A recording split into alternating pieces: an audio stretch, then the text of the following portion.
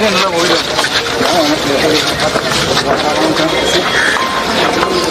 பின்னாடி வேணும்பா, பேக்கில் நிற்கணும்பா.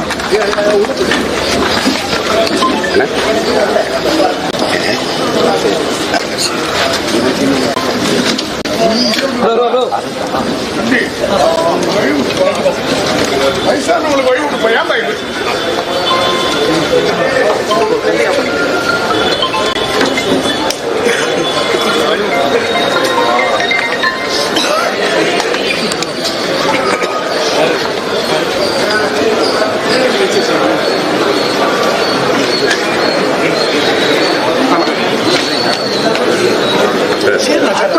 ஓட்டு போடுறது நிற்கிறவங்க வழி விடுறதுன்னா மீடியா மாதிரி வச்சு தள்ளி விட்டுருக்கீங்க.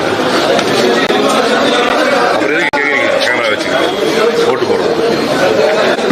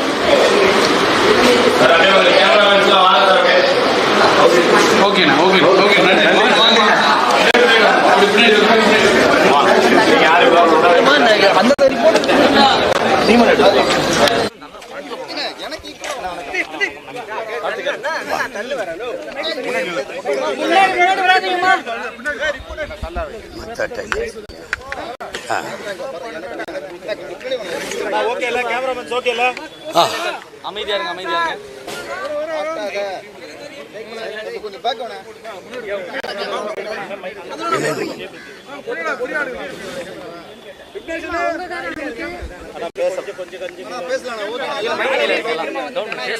ஆமாம்.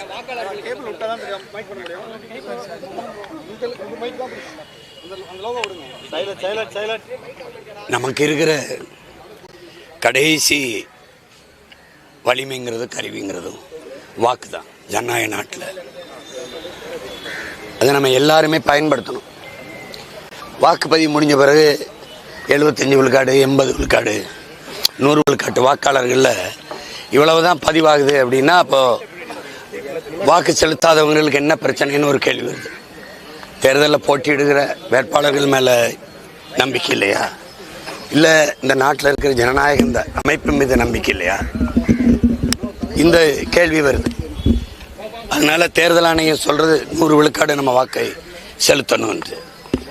அதில் அது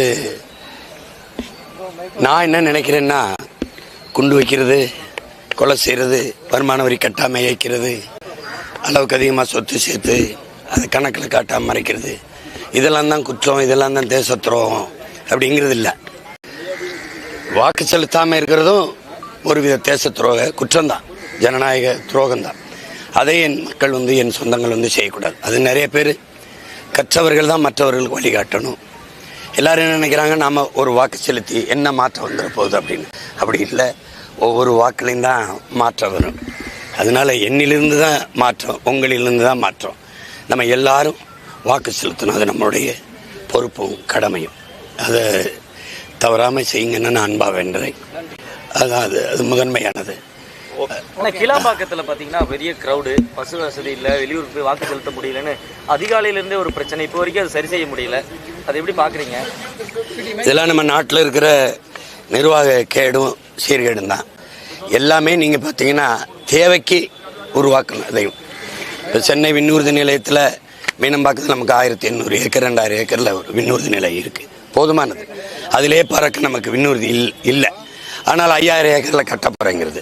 கோயம்பேட்டில் இருந்த பேருந்து நிலையத்தில் வசதி குறைவாக இருக்குன்னு யாரும் வீதியில் நிற்கலை, போதுமான அளவுக்கு இருந்தது. அது ஒரு நகரத்தில் உள்ளே இருந்தது. இங்கே இருந்து வெகு தூரம் போகணும் இந்த கிளாம்பாக்கம், அது ரொம்ப சிரமம். இப்போ நான் இப்போ எங்கள் ஊர் ஏழையாங்குடி பரமக்குடிலேருந்து சிவகங்கையிலேருந்து வரேன்னு வைங்கள, ஒரு 500 பேருந்து கட்டணம் வச்சுக்கிறேங்க. அங்கேருந்து இங்கே வர ஒரு 500 கட்டணம். இது கொடுமை. இது தேவையில்லை. பேராசை ஒவ்வொன்றுமே நமக்கு இருக்கிற துறைமுகத்திலேயே வேலை நடக்கல. ஆனால் நான் 6116 ஏக்கரில் இது நான் துறைமுகம் கட்ட போகிறேன். இதெல்லாம் தேவையில்லாதது. கிளம்பாக்கம் வசதிக்காக இல்லை, மக்களுக்கு ரொம்ப தொந்தரவாயிடுச்சு. இது மாதிரி நம்ம சென்னையில் மட்டும் நினைக்காதீங்க, ஒவ்வொரு ஊர்லேயும் நாமக்கல்ல எந்த ஊருக்கு போனாலும் அந்த பேருந்து நிலையத்தை நகரத்துக்குள்ளே இருந்து ஊருக்குள்ளே இருந்து வெளியில் எடுத்துகிட்டு போய் தொலை தூரத்தில் கட்டி மக்களுக்கு ரொம்ப தொல்லையை கொடுத்துட்டாங்க. எல்லா ஊர்லேயும் இந்த பிரச்சனை இருக்குது. நாங்கள் எல்லா ஊர்லேயும் மக்களோடு நின்று போராடினங்கனால அதை சொல்கிறேன். இந்த தேர்தலில் வெளிநாடுகளில் இருந்து நிறைய வாக்காளர்கள் இந்தியாவுக்கு வர்றதுக்கு, தமிழ்நாட்டுக்கு குறிப்பாக வர்றதுக்கு நிறைய ஆர்வம் காட்டுறாங்க, சமூக ஊடகங்களில் பதிவிடுறாங்க. இதை எப்படி பார்க்குறீங்க? இந்த தேர்தலில் அதிகப்படியான வாக்கு சதவீதங்கள் உயரமுன்னு சொல்கிறாங்க. அதை நான் ரொம்ப வரவேற்கிறேன்.